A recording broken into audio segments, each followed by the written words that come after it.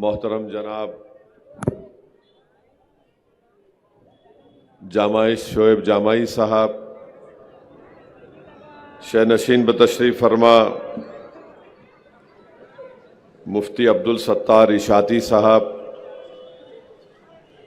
और हैदराबाद से तशरीफ़ लाए मजलिस इत्तेहादुल मुस्लिमीन के सीनियर क़ायद व रुकन बल्दिया मोहतरम जनाब सलीम बेग साहब, मेरे छोटे भाई जनाब मंसूर खां साहब, मेरे तमाम मजलिस से रुफ़क़ा,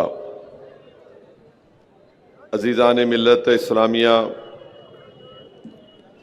औरंगाबाद के इस तारीख़ी शहर के तमाम ज़िम्मेदारान, मेरे अज़ीज़ दोस्तों और बुज़ुर्गों, अभी आप और हमने मोहतरम इम्तियाज़ जलील साहब की एक जज्बाती गुफ्तगू और तकरीर को सुना। मैं इम्तियाज़ जलील साहब के जज्बात की हम तमाम कदर करते हैं और इम्तियाज़ जलील ने अपनी माँ को जो खोया उस गम का और उस तकलीफ का इजहार आज उन्होंने यहाँ पर किया। आप लोग शायद नहीं जानते कि इम्तियाज़ जलील बेहद बीमार हैं। उनके हाथ में अभी भी ग्लूकोज और दवाएं दी जा रही हैं, वो नीडल उनके हाथ में लगी हुई है। हम तो सिर्फ यही दुआ कर सकते हैं कि जिन हजरात के माँ बाप जिंदा हैं अल्लाह उनको सेहत से बक़ैद हयात रखे और जिनके माँ बाप इस दुनिया से चले गए अल्लाह सुब्हाना व तआला उनकी मग़फ़रत करे, अल्लाह उनकी ख़बरों को कुशादा फरमा दे। और अज़ीज़ दोस्तों और बुज़ुर्गों, अल्लाह के रसूल सल्लल्लाहु अलैहि वसल्लम की हदीस शरीफ है कि एक इंसान के इस दुनिया से चले जाने के बाद उसको फ़ायदा पहुंचता है। सहाबा इकराम ने पूछा कि दुनिया से चले जाने के बाद कैसे उस आदमी को फ़ायदा पहुंचता है जो इस दुनिया से चला गया, तो रसूलुल्लाह सल्लल्लाहु अलैहि वसल्लम ने फरमाया कि उसके नेक आमाल, ऐसे आमाल जिसके काम की शुरुआत करता है और उससे लोगों को, इंसानियत को फ़ायदा पहुंचता है। और दूसरा कहा कि नेक औलाद। और हमको हदीस शरीफ में ये भी तालीम दी गई कि कसरत से अपने मरहूम माँ बाप वालिदैन के लिए दुआ करते रहो, उनकी मग़फ़रत के लिए। मैं इम्तियाज़ जलील की वालदा को जानता था, बड़ी खुश मिजाज खातून थी और बड़ा ही एक जज्बा रखती थी अपने ख़ानदान के गरीबों की मदद करने के लिए। अब जाहिर है हर एक को इस दुनिया से जाना है, कोई आप और हम यहाँ जिंदा रहने वाले नहीं हैं। नहीं मालूम अल्लाह की तरफ से कब बुलावा आ जाए।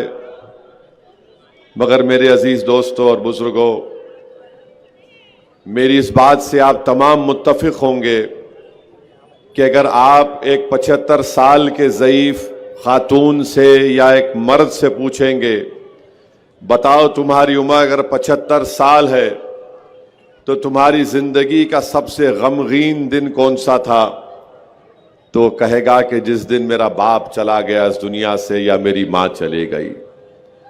तो ये गम ऐसा है कि हम, आप और हम अपने खबर को लेकर जाते हैं। मगर मैं इम्तियाज़ जलील से कहूँगा कि अपने हिम्मत और अपने हौसले को बुलंद रखिए और आपके ऊपर एक जिम्मेदारी है कि आप ना सिर्फ मजलिस इत्तेहादुल मुस्लिमीन महाराष्ट्र के सदर हैं, बल्कि आपको अपनी माँ के अधूरे ख्वाबों को पूरा करना है। और मेरे अजीज दोस्तों और बुजुर्गों, मेरी आप तमाम से ये गुजारिश है कि ये जो विधानसभा के चुनाव हो रहे हैं, बहुत सी बातें हम सुन रहे हैं, बीजेपी की तरफ से बातें आ रही हैं। वजीर आजम कह रहे हैं कि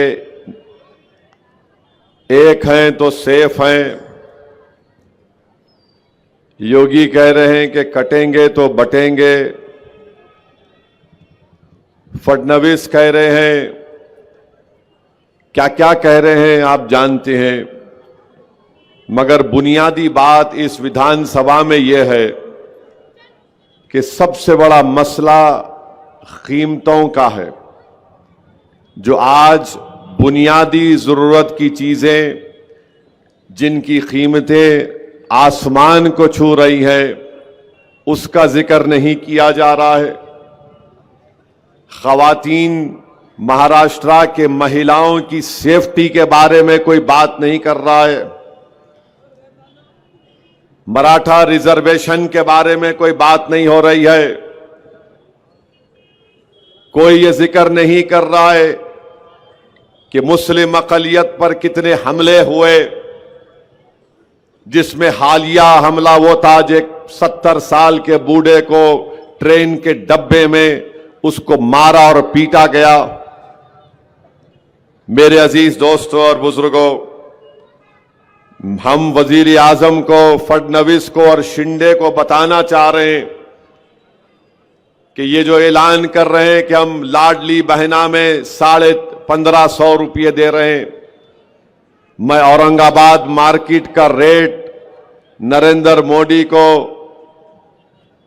शिंदे को और फडणवीस को और अमित शाह को बता रहा हूं। अब रेट बोलेंगे तो वो समझेंगे कि हम वहां से पार्टी से एमएलए को रेट दे के ला लिए। रेट ये है वजीर आजम, क्योंकि आप तो चाय बेचकर वजीर आजम बन गए।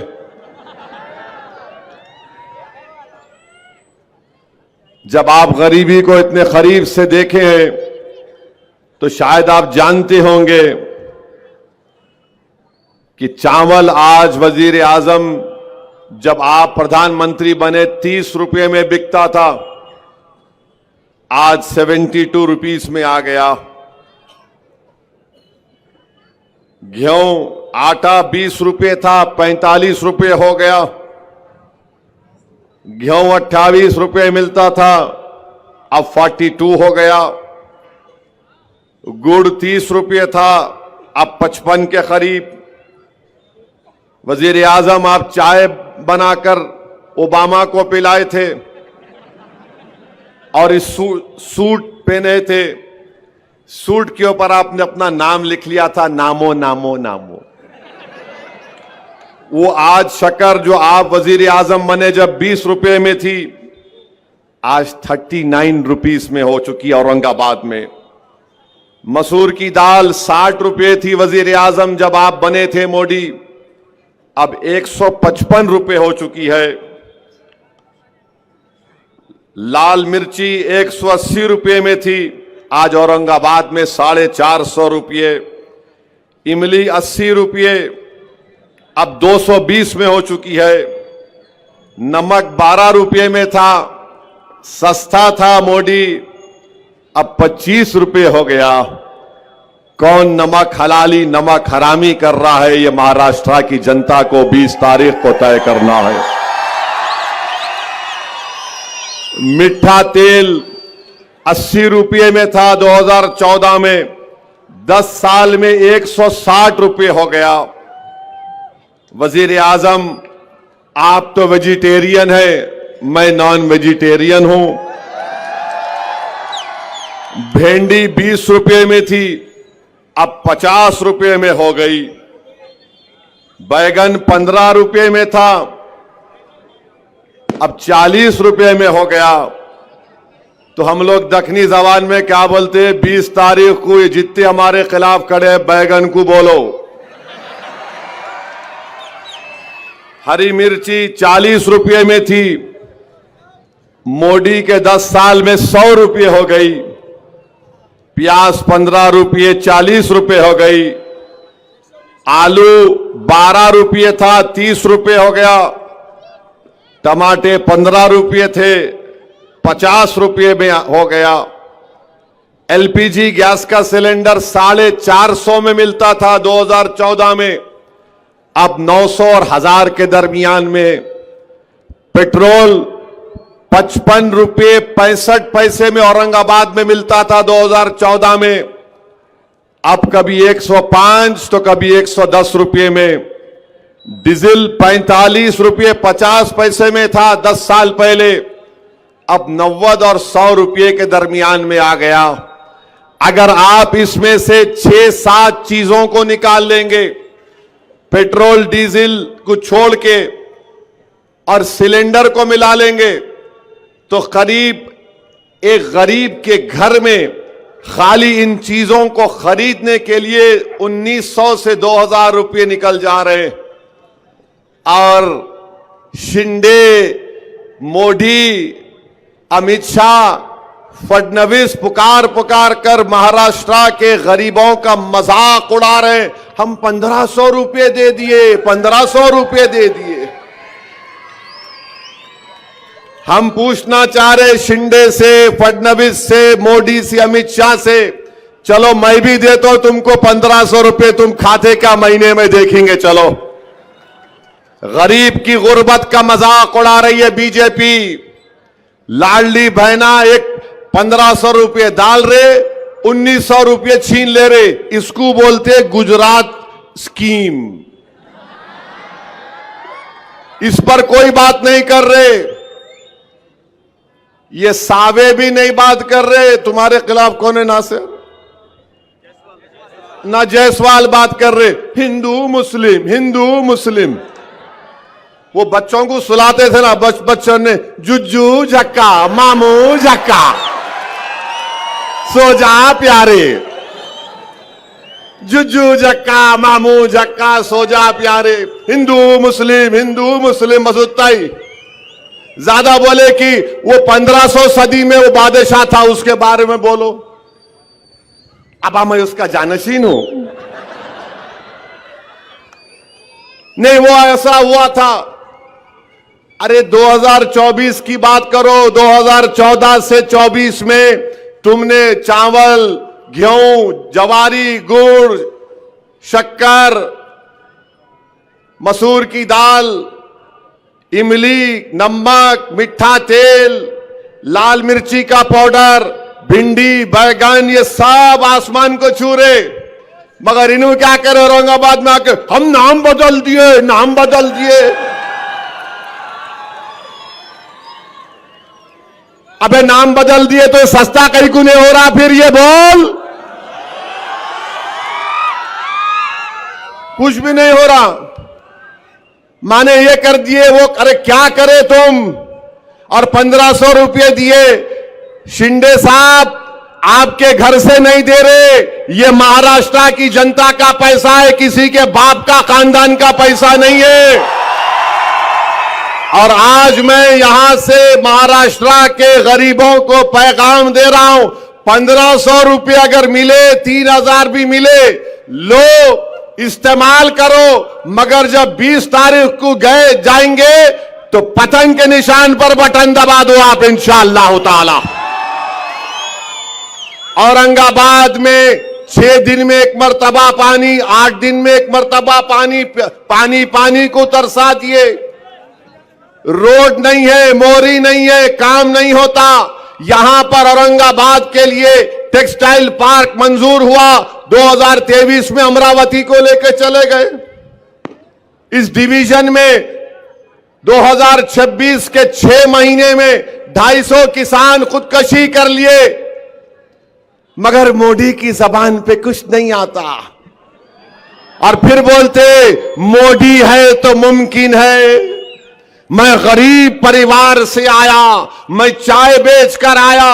अरे तुम क्या क्या बोलते, ये तो बताओ फिर ये महंगाई के लिए क्या कर रहे हो? तो बोले हमारे को जिता दो, हम 1500 की जगह 2000 कर देते। अरे तमाशा है। हारून का खजाना निकला क्या महाराष्ट्र में बांटते जाएंगे सो? मेरे भाई इस पर कोई बात नहीं करते। अब आपको बता रहा हूं, महाराष्ट्र में पूरा लिख के लाया आज।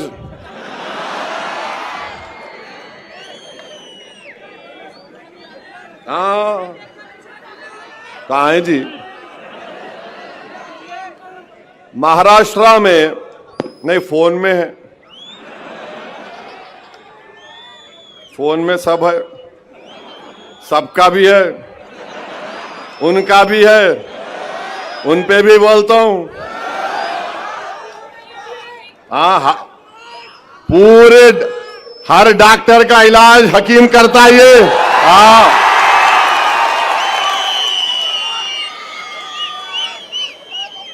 अब आप सुनो, महाराष्ट्र में 2022 में 2904 महिलाओं का रेप हुआ। बोलो मोदी, 2904 महिलाओं का रेप हुआ। महाराष्ट्र में महिलाओं का, खवातीन का किडनैप कितना हुआ? 12,260। मुल्क में सेकंड नंबर पर महाराष्ट्र में महिलाओं का किडनैप हुआ 2022 में। उत्तर प्रदेश में जो काटेंगे कटेंगे कटेंगे बोले ना, वो उत्तर प्रदेश में 16,260 महिलाओं का किडनैप हुआ। मरीनू क्या बोल रहे? बटेंगे तो कटेंगे। अबे औरतों को उठा के किडनैप करके लेके जा रहे। महाराष्ट्र में 12,260 महिलाओं का किडनैप हुआ। असॉल्ट हमले कितने हुए महाराष्ट्र में? Intent to outrage her modesty 11,512 Maharashtra में। और फिर आप देखते जाइए, इतना बड़ा महिलाओं का, खवातीन पे हमले हो रहे और इन्हों बात नहीं करते। मोदी औरंगाबाद को आए, यहां पर कल भाषण दिए। मैं मीडिया के दोस्तों से पूछा, क्या मोदी मराठा आरक्षण की बात करे? नहीं करे, बिल्कुल। भाइयों बहनों, आरक्षण के नाम पे काटा जा रहा है। अरे काटा नहीं जा रहा है। तुम बोले थे मराठाओं को रिजर्वेशन दूंगा मैं, एक लफ्ज मराठा रिजर्वेशन के बारे में वजीर आजम ने यहां पर नहीं कहा। हम आपके सामने कह रहे हैं, इम्तियाज जलील इंशाअल्लाह ताला, नासिर सिद्दीकी इंशाअल्लाह ताला जब यहां के नए आमदार मुंतखब होंगे, अल्लाह के फजलो करम से, आपकी दुआओं से, अहले दिल की दुआओं से, तो यकीनन महाराष्ट्र की विधानसभा को और भी जो मजलिस के विधायक जीतेंगे, महाराष्ट्र के असेंबली के दरो दीवार को हिला के रख देंगे कि मराठाओं को उनका जायज हक मिलना चाहिए और उनको आरक्षण मिलना चाहिए। किसमें मिलना चाहिए? 50% के अंदर मिलना चाहिए। ये मैं बात कह रहा हूं। आज तो इम्तियाज जलील साहब एफिडेविट भी बना लिए हैं और उसको जरांगे पाटिल को भिजाएंगे। ये मजलिस इत्तेहादुल मुस्लिमीन का कमिटमेंट है। मेरे अजीज दोस्तों और बुजुर्गों, मैं एक और बात आपके सामने अर्ज करना चाह रहा हूं।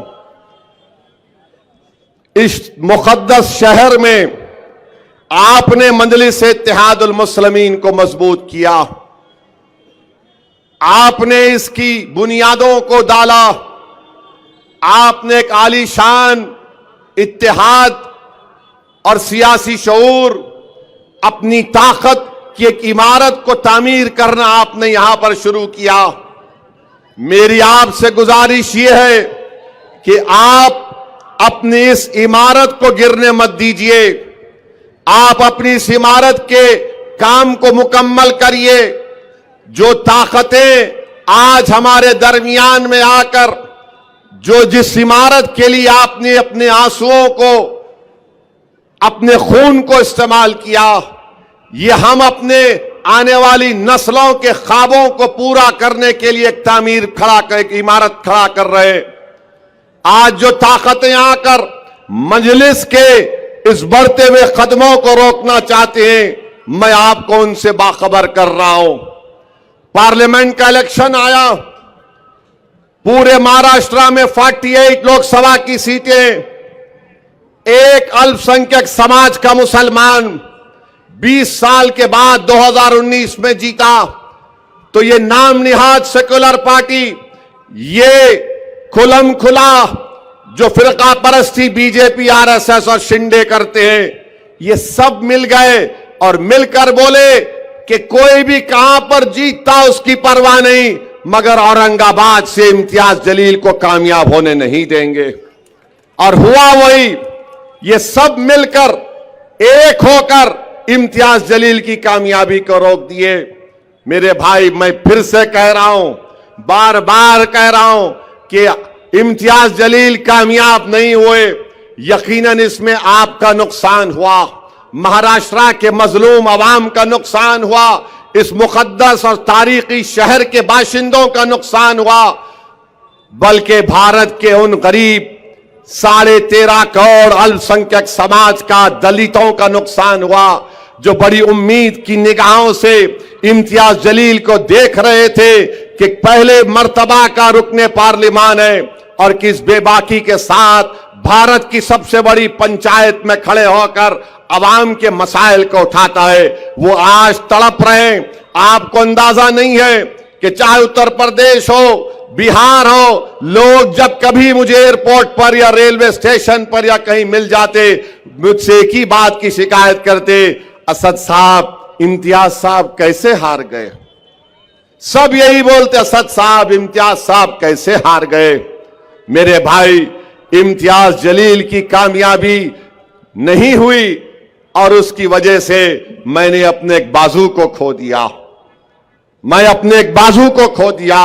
मैं आपके सामने झोली फैलाकर आपसे इत्तेहाद की भीख मांग रहा हूं, औरंगाबाद के गयूर अवाम। मैं तो अपने एक बाजू से खो दिया, मगर तुम इम्तियाज जलील और नासिर सिद्दीकी को कामयाब करोगे इंशाअल्लाह ताला।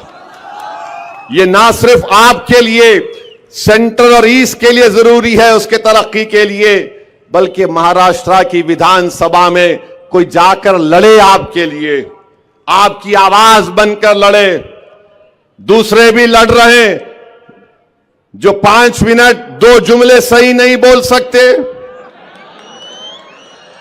जो 5 मिनट 2 जुमले सही नहीं बोल सकते, अलिफ को ते को जीम बोलते, समझे आप। अलिफ को ते को जीम बोलते, 2 चश्मी है भी नहीं मालूम, उनको जेर जबर नहीं मालूम, मगर गाली देंगे असदुद्दीन ओवैसी को और इम्तियाज जलील को। आपको महाराष्ट्र की विधानसभा में सोचो, तसव्वुर की दुनिया में लेके जाता हूं। अगर इम्तियाज जलील महाराष्ट्र की विधानसभा में खड़े होगा, सोचो आप, कोई खड़े होकर अगर कोई बदतमीजी करेगा तो कौन उसका दलीलों के साथ जवाब देगा। किस में इतनी काबिलियत है, कौन मुदल्लिल तरीके से हुकूमत को अपने दलाइल से झुका देगा, तो वो इम्तियाज जलील और नासिर सिद्दीकी होंगे इंशाअल्लाह ताला। ये जो लड़ रहे हैं ना, जीतने के लिए नहीं लड़ रहे, हराने के लिए लड़ रहे हैं। अच्छा, ये क्या महाविकास अघाड़ी है, ये क्या महाविकास अघाड़ी है।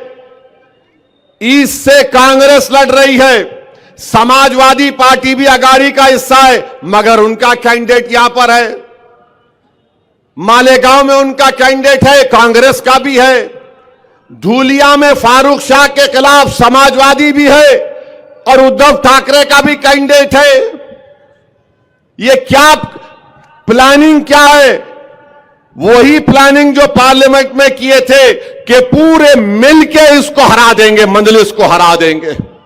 जीतना इनका मकसद नहीं है मेरे भाई, हराना इनका मकसद है। अगर आप मजलिस के हक में वोट देंगे तो आप अपनी क़यादत को मजबूत करेंगे, आपको अपनी सियासी क़यादत को मजबूत करना है।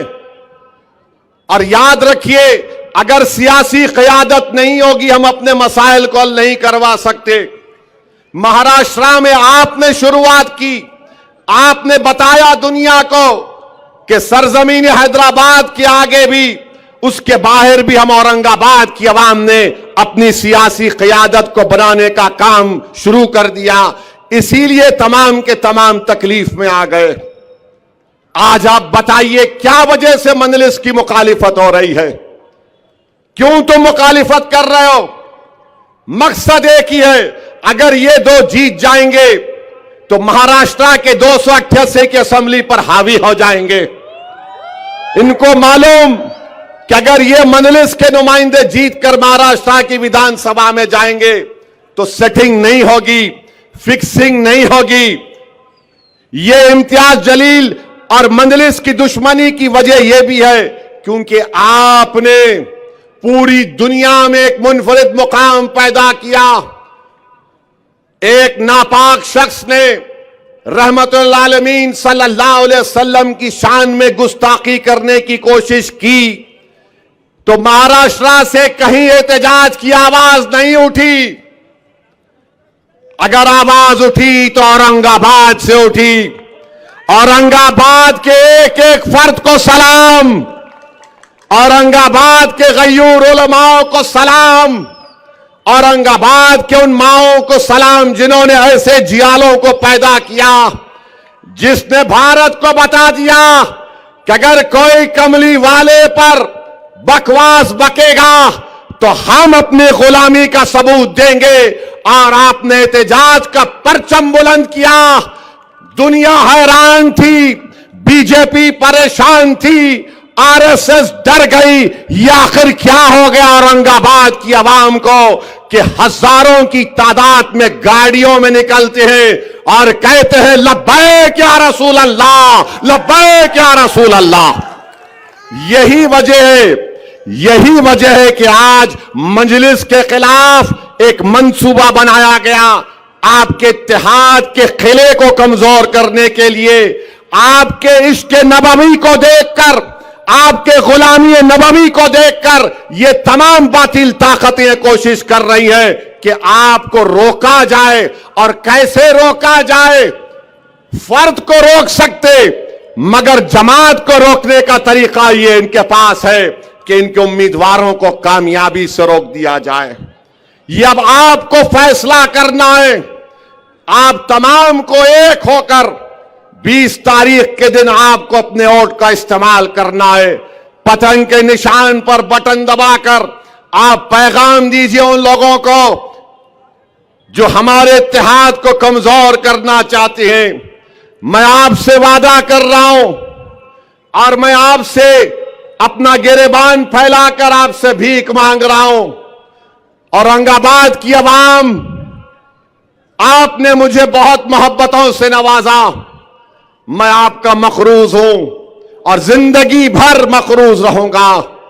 20 तारीख के दिन तुम मेरे इस पैगाम को लेकर जाओ कि उम्मीदवार इम्तियाज या नासिर नहीं, उम्मीदवार असदुद्दीन ओवैसी है तुम्हारे सामने। याद रखो, मैं तुम्हारे सामने खड़ा हुआ हूं। मैं तुम्हारे लिए आवाज उठाते रहूंगा। मैं तुम्हारी आवाज था, हूं और रहूंगा। उम्मीदवार इम्तियाज नहीं है, उम्मीदवार नासिर सिद्दीकी नहीं है, उम्मीदवार औरंगाबाद से असदुद्दीन ओवैसी है। तो आज असदुद्दीन के नाम पर आपको पतंग कर बटन दबाना पड़ेगा, इम्तियाज नासिर के नाम पर नहीं। मैं अपने आप को तुम्हारे सामने पेश कर रहा हूं। मैं ईस्ट की जनता से वादा कर रहा हूं कि दारुस्सलाम की तरह इंशाअल्लाह ताला मैं वहां पर एक दफ्तर कायम करूंगा। ईस्ट औरंगाबाद में दफ्तर कायम करेंगे। जिस तरह हैदराबाद के दारुस्सलाम में काम होता है उस तरह ईस्ट में इंशाअल्लाह ताला काम होगा। मैं आपसे वादा कर रहा हूं कि अस्पताल बनाना मेरी एक नीयत भी और ख्वाब भी है, मगर इंशाअल्लाह ताला मैं आपसे वादा कर रहा हूं ईस्ट औरंगाबाद की जनता से कि साल में कम से कम 5 से 6 मरतबा इंशाअल्लाह ओवैसी हॉस्पिटल के पूरे हर शोबे के डॉक्टरों को लाकर 2 दिन का मेडिकल कैंप, साल में 6 मरतबा ईस्ट के उन तमाम स्लम इलाकों में मैं लगाऊंगा। हिंदू मुसलमान दलित नहीं देखेंगे। तीसरा, मैं आपसे वादा कर रहा हूं और यहां पर मंजलिस के कारपोरेटरों से कह रहा हूं, अगर कोई आराम से अपने तकिए पर बैठ के सो रहा है कि नहीं नहीं मैं ही लड़ूंगा, नहीं प्यारे, दौड़ना पड़ेगा, मेहनत करना पड़ेगा। अगर तुम जमात के लिए कामयाब करोगे नासिर को, इम्तियाज को, अब जबकि मैं खुद अपने आप को पेश कर दिया हूं, तो तमाम कारपोरेटर से कह रहा हूं, तुम मेहनत करो। तुम्हारे को ये अवाम मुझसे आकर कहेगी कि साहब इसको टिकट दो। अगर आप मेहनत नहीं करेंगे तो मैं माजरत चाहता हूं, शिकायत का मौका आप मत दो। मैं इन कारपोरेटर से भी कह रहा हूं, भागो, दौड़ो, क्योंकि अगर आपको कारपोरेटर बनना है और जिस किसी को भी बनना है, आप मेहनत करो, इंशाअल्लाह ताला जरूर अल्लाह उसका अजर आपको देगा। चौथी बात मैं आपको बता रहा हूं कि हमारी कोशिश होगी कि यहां पर ये मासूम बच्चे जो हैं, खवातीन जो हैं, उनके लिए एक ट्रेनिंग सेंटर खास तौर से बनाया जाएगा, जहां पर उनको अच्छी अच्छी चीजें सिखाने की हम कोशिश करेंगे। ये 4-5 चीजों का मैं ऐलान कर रहा हूं, मगर 20 तारीख को आप याद रखो कि अब आपके सामने इम्तियाज का चेहरा नहीं, आपके सामने नासिर का चेहरा नहीं, आपके सामने असदुद्दीन है। असदुद्दीन के नाम पे आपको वोट देना है। आप लाज रख लो इस जमात की। मेरे भाई, आप बताओ, जिसको 2-2 मरतबा टिकट हमने दिया, आज वो शख्स कहता है कि मजलिस ऐसी है, मजलिस वैसी है। अरे मैं तुमसे कह रहा हूं, मैं तुमसे कह रहा हूं, अंजुमन इशाअत तालीम की बुनियाद औरंगाबाद के दानिश्वर इज्जतदार लोगों ने रखी थी। जरा इस पर भी गौर कर लो। तुम्हारे इदारों में जो गरीब टीचरों का इस्तेसाल हो रहा है, जरा रोक लो उसको, रोक लो उसको। और तीसरी बात, जो सावे से तुमको गुलाब जामुन, लड्डू, नान खलिया वेजिटेरियन भी आ रहा, तो बाज हमारे नौजवान गपागप ले रहे हैं। लो, मगर 20 तारीख को आसमानों पर पतंगी पिलाना मेरे भाई, पतंगी पिलाना।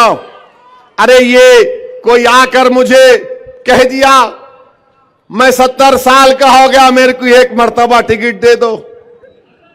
मैं बोला भाई ये कौन सा नया कानून है कि 70 साल का हो गए दे दो? तो कल एक बच्चा बोलेगा मैं 25 साल का हुआ, जवान हुआ, दे दो। सवाल इसका है कि आपको 2 मरतबा दिया गया था।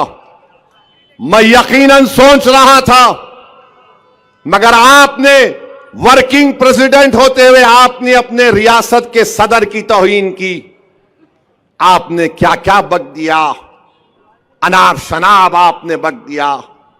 मैं तहकीक किया पार्लियामेंट के इलेक्शन में किस इदारे के टीचरों को कहा गया था कि इम्तियाज को वोट मत दो।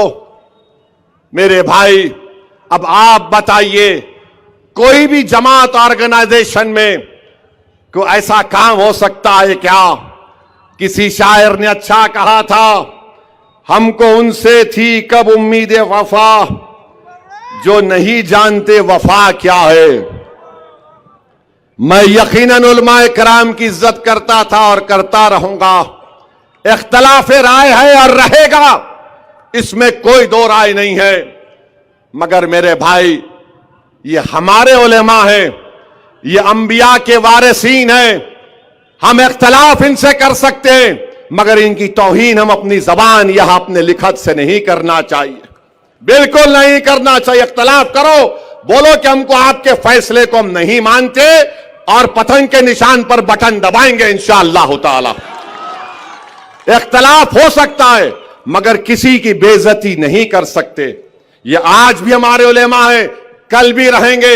ये अंबिया के वारिसीन हैं, इनकी इज्जत करना इख्तलाफ राय जरूरी है, जमहूरियत है, इसमें कोई वो बात नहीं है।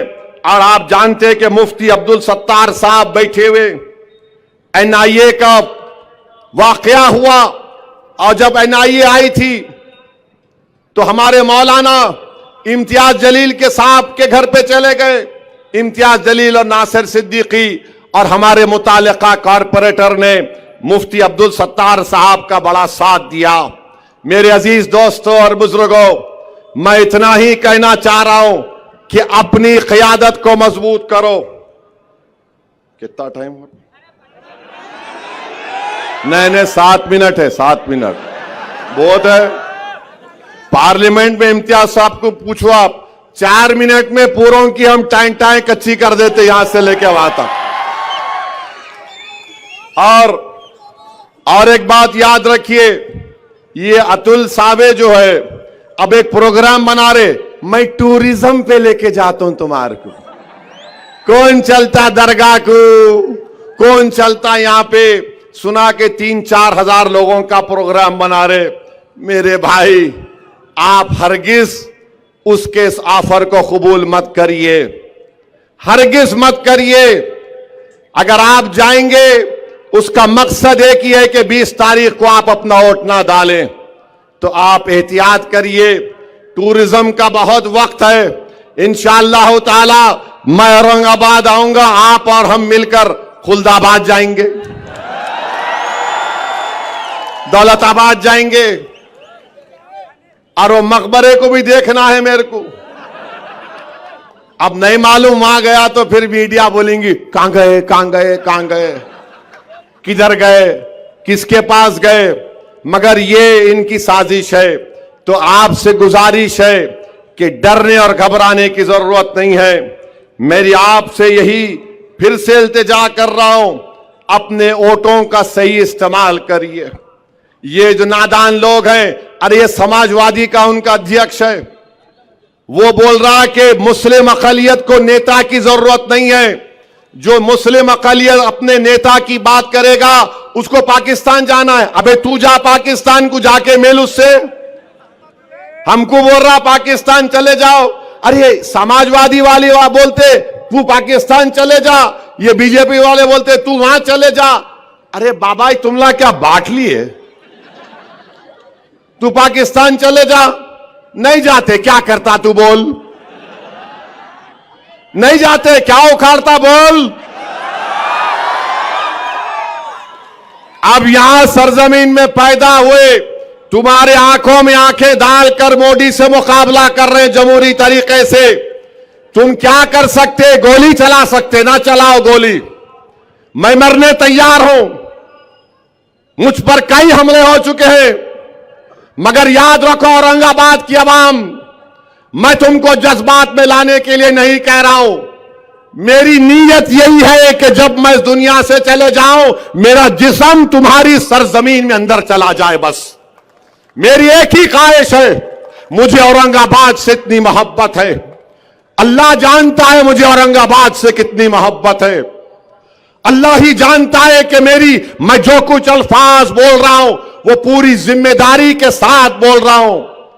बल्कि मैंने अपने अफराद खानदान के सामने भी यह बात रखा तो मेरे अफराद खानदान के लोग बहुत नाराज हुए। क्या बक रहे हो, दीवानी बात मत करो। मेरे घर वालों तक बोल दिया मैं कि मेरी नीयत यह है कि मैं अगर वतन अजीज में अल्लाह मुझे अपने पास बुला लेता है तो मुझे औरंगाबाद की एक छोटी सी जमीन में किसी पर जगह में दफना दो। बस मेरी नीयत यही है। मैं आपसे इतना मोहब्बत करता हूं। 20 तारीख को ये दोनों उम्मीदवार नहीं है, ये आपका भाई उम्मीदवार है, ये आपका बेटा उम्मीदवार है। आप मेरी लाज रख लो, और मेरी लाज इसलिए रख लो, मेरी नफ्स के लिए नहीं, अपने इत्तेहाद के लिए, अपनी शनाख्त के लिए, अपने मासूम बच्चों के मुस्तकबिल के लिए। याद रखो, याद रखो, मैं जिंदा रहूं या ना रहूं, मगर मेरे अल्फाज को नोट करके रख लो। भारत में मुस्लिम अक़लियत की जब तक सियासी लीडरशिप नहीं होगी, हम अपने मसाइल को हल नहीं कर सकते। अरे मौलाना अबुल कलाम आजाद की शेरवानी फाड़ दी गई थी कोलकाता में, मौलाना हिफ्जुर रहमान पर हमला किया गया था।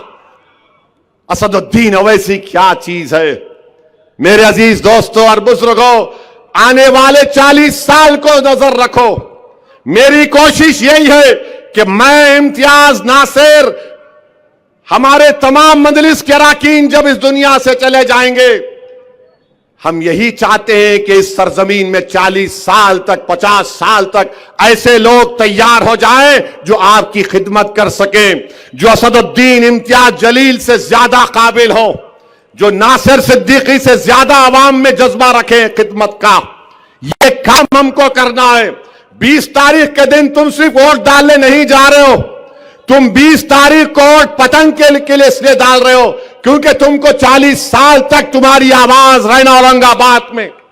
और अगर अल्लाह से मेरी यही दुआ आती है कि अल्लाह सुबह क़यामत तक मजलिस इत्तेहादुल मुस्लिमीन को ताकत दे, मजलिस इत्तेहादुल मुस्लिमीन और हमारे जो ख्वाबें हैं अल्लाह उन ख्वाबों को पूरा कर दे। मेरे भाई, अल्लाह ने मुझे बहुत कुछ दिया मगर मैं दौड़ा दौड़ा फिरता हूं। वक्फ का बिल हमारे सामने है। ये वक्फ का बिल अगर कानून बनेगा, मस्जिदें, दरगाहें, खानकाहें, कब्रस्तान गैर महफूज हो जाएंगी। तो वक्फ को बचाने के लिए 20 तारीख के दिन आपको पतंग के निशान पर बटन दबाना है। मेरा हाथ उठाकर जवाब दीजिए, क्या आप हिम्मत के मुजाहरे करेंगे? क्या आप उम्मीद के मुजाहरे करेंगे? क्या आप डरेंगे? क्या आप अपने हिम्मत और हौसले को बुलंद रखेंगे? क्या आप औरंगाबाद में असदुद्दीन ओवैसी को वोट देंगे? क्या आप असदुद्दीन ओवैसी को वोट देंगे? क्या आप अपनी जमात की क़यादत को मजबूत करेंगे? क्या आप उलमाओं की इज्जत करेंगे? याद रखो नौजवानों, बुजुर्गों, मेरी इज्जतदार मां और बहनों, ये लड़ाई 50 साल के लिए है, ये सिर्फ एक चुनाव की नहीं है। तो 20 तारीख के दिन आसमानों में क्या नजर आएगा? गलियों से क्या आवाज आएगी? घर से क्या आवाज आएगी? दिल क्या पुकारेगा? दिमाग और जिस्म क्या कहेगा? और हम क्या करेंगे? पतंग पतंग पतंग पतंग। आप तमाम से ही गुजारिश है, एक एक वोट को इस्तेमाल करिए, बीजेपी को जवाब दीजिए। ये लोग इस मुल्क और देश को बर्बाद करना चाहते हैं। इत्तेहाद से अपने शहर को बचाइए, हिंदू मुस्लिम इत्तेहाद को मजबूत करिए, दलितों के इंसाफ के लिए लड़ना है। शुक्रिया, खुदा हाफिज, सलाम अलैकुम। मजलिस इत्तेहादुल मुस्लिमीन पतंग को औरंगाबाद जिंदाबाद। डर रहे, जोर से बोलो, औरंगाबाद औरंगाबाद औरंगाबाद। सलाम अलैकुम। इसी तरह के तमाम अपडेट्स, प्रोग्राम्स और इंटरटेनमेंट और दीगर तमाम मालूमात के लिए हमारे इस चैनल Z Now TV को YouTube पर सब्सक्राइब करें, फेसबुक, इंस्टा पर फॉलो जरूर करें। याद रखिए, Z Now TV यही सच है।